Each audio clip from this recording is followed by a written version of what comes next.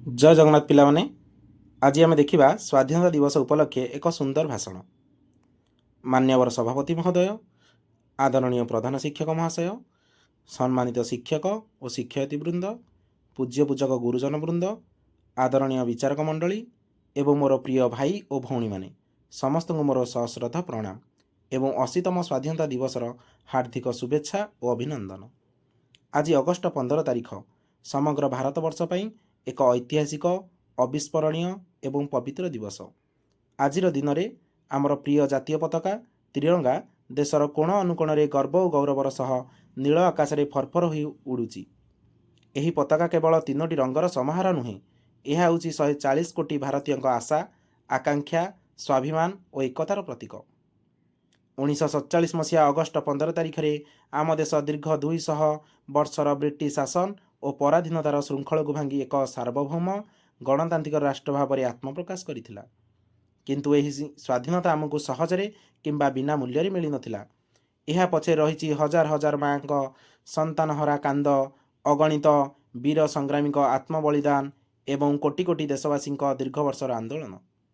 स्वाधीनता आमको कहीं दान दे नाहांती, यह आमर पूर्वपुरुष माने निज रक्त और बलिदान विनिमय अर्जन करिसंती। आजिर यही आनंदर मुहूर्त में आसंतु आमे से ही महान जातीय नायक मानक स्मरण करिबा। जातिर पिता महात्मा गांधी को अहिंसा और सत्याग्रह, नेताजी सुभाष चंद्र बोस को आजाद हिंद फौजर आह्वान, भगत सिंह, सुखदेव और राजगुरु को हसी हसी फांसी मंच को आलिंगन, शेरी पंजाब लाला लाजपत राय, बाल गंगाधर तिलक, विपिन चंद्र पाल एवं सरदार वल्लभ भाई पटेल परी वीर मान कार्य देशप्रेमर अद्वितीय उदाहरण।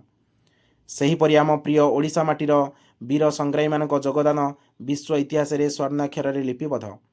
ब्रिटिश सरकार विरुद्ध रे प्रथम विद्रोहर बिगुल बजाई बक्सी जगबंध, जय राजगुरु, संबलपुर वीर सुरेंद्र साय, आदिवासी नेता लक्ष्मण नायक एवं मात्र 12 वर्ष बयस ब्रिटिश गुड़ी को निज छाती ग्रहण करिथिबा ढेंकानालर वीर शहीद बाजीराउत बलिदान आमको सदासर्वदा प्रेरणा दे आसी। स्वाधीनता पाइबा समय भारत सम्मुखें अनेक आह्वान थिला। गरीबी, अशिक्षा, दुर्भिक्ष एवं विभाजनर जंत्रणा भितर देश गति करुथिला। विश्वर अनेक देश भाविथिले जे भारत भली विविधतार भरा देश बेसी दिन एकाठी रही परिबो नाही, किंतु आमे सेमानकु भूल प्रमाणित करिछु। गत 7 दशंधि ऊर्ध्व समय मध्य भारत निजको विश्व मंच एक शक्तिशाली राष्ट्र भाव प्रतिष्ठित करिपारिछि। आमर चंद्रयान, मंगलयान एवं सूर्य मिशन, आदित्य L1 महाकाश विज्ञान क्षेत्र में भारतर पताका उड़ाई।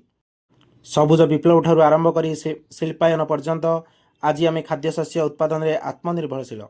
डिजिटल इंडिया, आईटी सेक्टर एवं नवसृजन बल में भारत आज विश्वर अन्यतम बृहत्तम अर्थनीति। आमर सेनाबाहिनी, नौसेना और वायुसेनार जवान माने दिन राति देशर सीमा जगी रही, जहाँफल आम शांति शोई पारुछु। बंधुगण, स्वाधीनता केवल गोटे निर्दिष्ट दिन में पताका उत्तोलन करने किंबा मिठा बांटिबा मध्य सीमित नुहे। स्वाधीनता हेउछि एक बड़ दायित्व। आज भी आम समाज रे किछि अदृश्य शत्रु रही जहाँ विरुद्ध रे आमको लड़ाकू हेब। दारिद्र्य और अशिक्षा दूरीकरण सह समाजर शेष पाहाचरे थिबा व्यक्ति पाखे शिक्षा और सुविधा पहुँचाइबा। देशर विकास रे प्रतिबंधक साजुथिबा दुर्नीति, जातिवाद एवं सांप्रदायिकता को मूलपोछ करवा। जलवायु परिवर्तन मुकाबला पाई वृक्षरोपण करवा एवं प्रकृतिर सुरक्षा करवा। महिला मानक सम्मान अधिकार, सुरक्षा और सम्मान प्रदान करवा।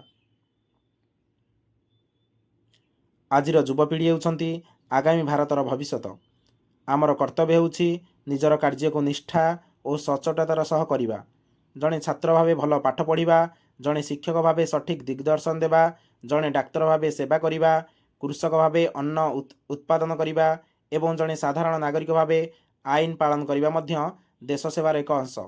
आसंतु आज रही पवित्र दिवस रे आमे समस्ते संकल्प नेबा जे आमे जाति, धर्म, वर्ण और भाषार भेदभाव भूली वसुधैव कुटुंबकम एवं एक भारत श्रेष्ठ भारतर भावना को नहीं आगक बढ़िबा। निजर स्वार्थ ठारू देशर स्वार्थ को सर्वोपरि रखिबा। शेषरे मु कविंकर से अमर पंक्ति सह मोर भाषण सांग करुची। सारे जहाँ से अच्छा हिंदुस्तान हमारा, हम बुलबुल हैं इसकी ए गुलसिता हमारा। जय हिंद, जय भारत, वंदे उत्कल जननी।